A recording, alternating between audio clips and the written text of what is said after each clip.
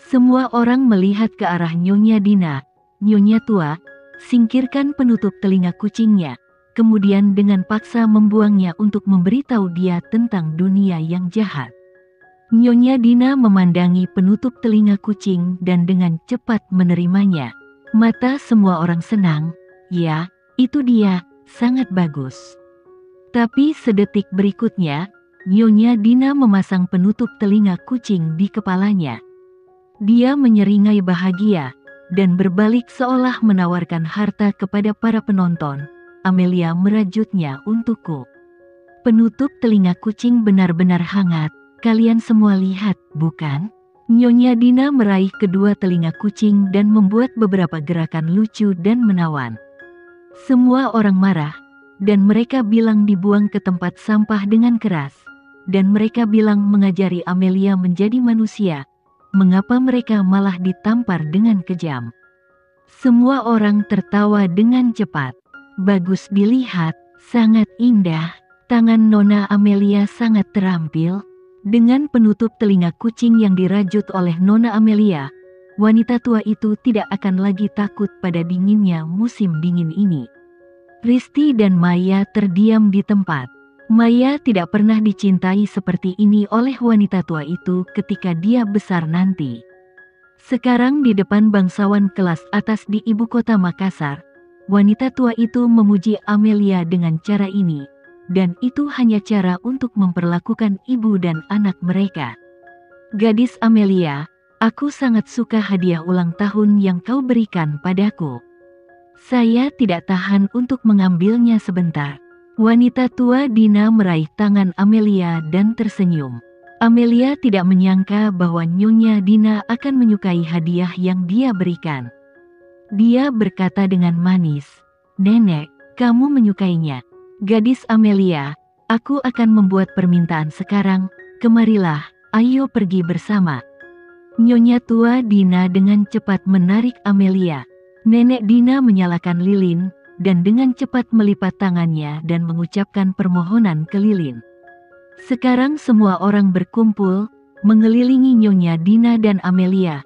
Dia menepuk tangannya dan mulai menyanyikan lagu selamat ulang tahun.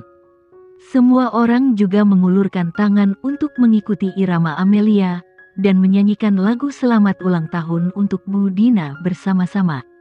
Suasana di lokasi sangat hangat. Namun ibu dan anak Risti dan Maya sempat terlupakan di pojok ruangan, apalagi saat Maya masih memakai fitting sampel.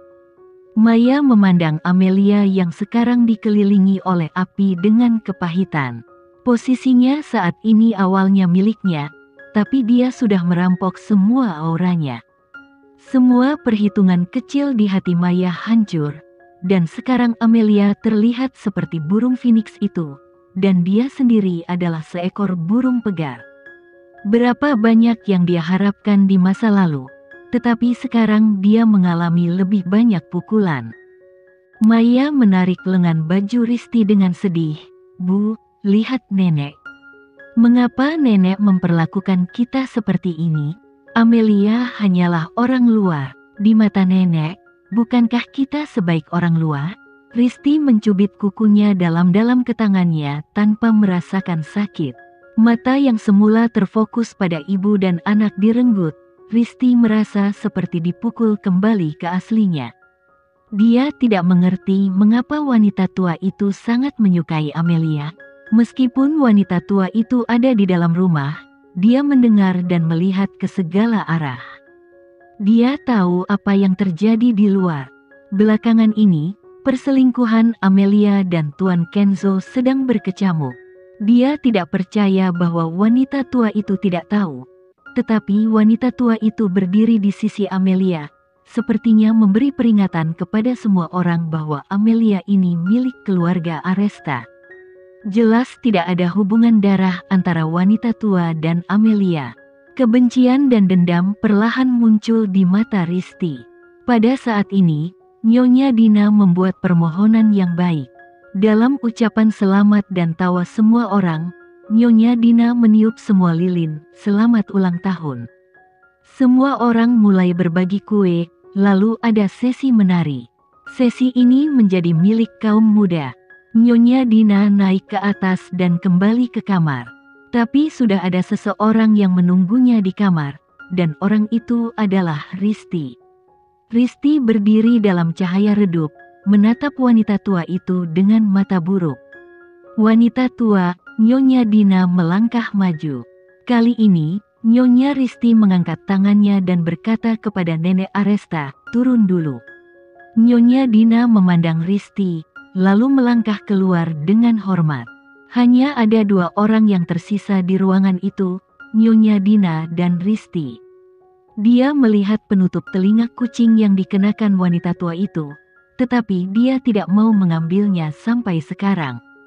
Risti sangat marah, tapi dia menahan amarahnya. "Bu, apakah kamu benar-benar ingin mengenali Amelia sebagai cucumu?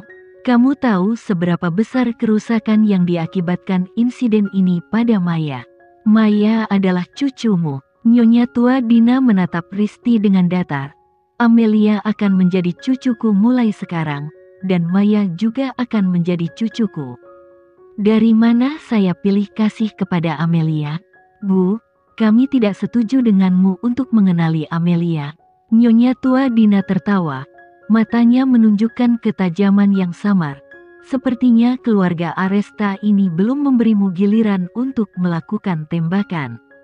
"Bu, sudah bertahun-tahun, saya telah bekerja keras untuk melakukan semuanya dengan baik. Tetapi mengapa saya belum bisa mendapatkan persetujuanmu? Maya juga benar. Kamu tidak menyukai Maya sejak dia masih muda."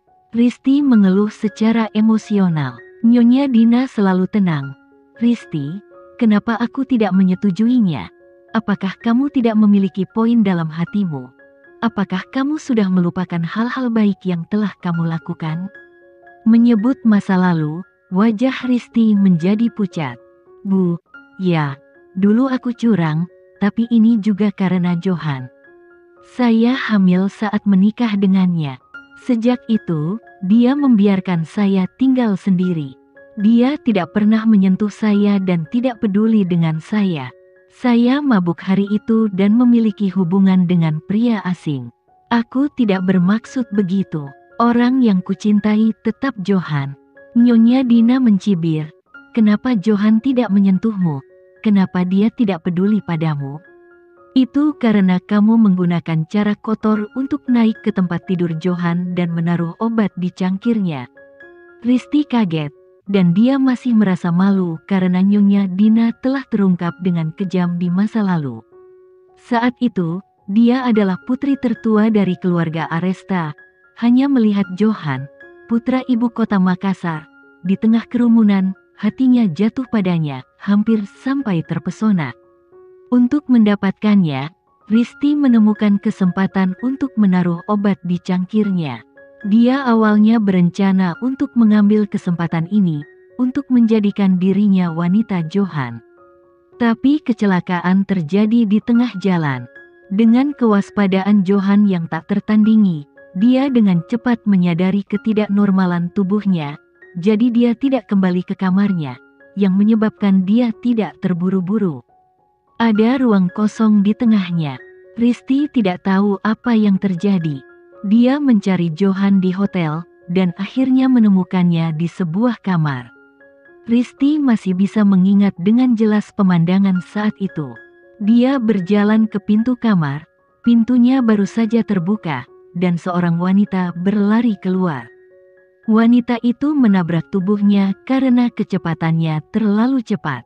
Dia tidak melihat wajah wanita itu dengan jelas. Dia hanya melihat setengah dari bahu wanita yang acak-acakan itu terlihat. Bunganya tidak terlihat seperti tato, tetapi tampak tumbuh secara alami dari kulitnya. Bunga itu begitu segar dan mempesona sehingga sangat menarik untuk dilihat. Risti melihat sekilas, tapi tidak pernah lupa. Saat itu, dia merasa sangat aneh.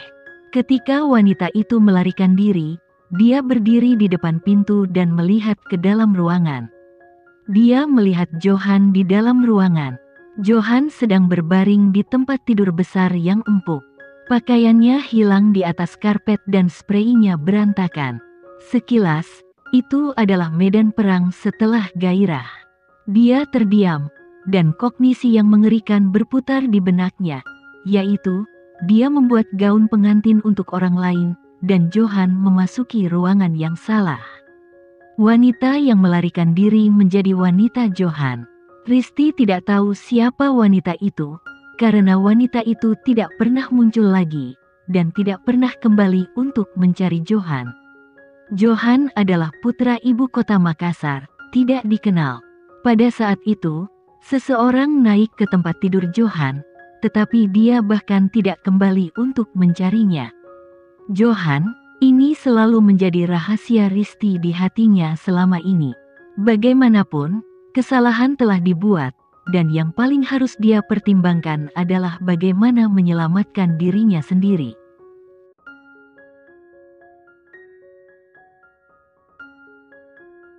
Sekian dulu ya video kali ini, kita lanjutkan lagi videonya di lain waktu. Oh iya, bagaimana menurut kalian? Semoga bisa sedikit menghibur kalian semua. Untuk teman-teman yang baru nonton, jangan lupa subscribe ya, hehehe. Dan kalau teman-teman ada yang ingin gabung langganan, bisa langsung gabung saja untuk dapat fitur yang menarik dan sedikit membantu Mimin. Terima kasih banyak sudah menonton, sampai jumpa lagi, bye.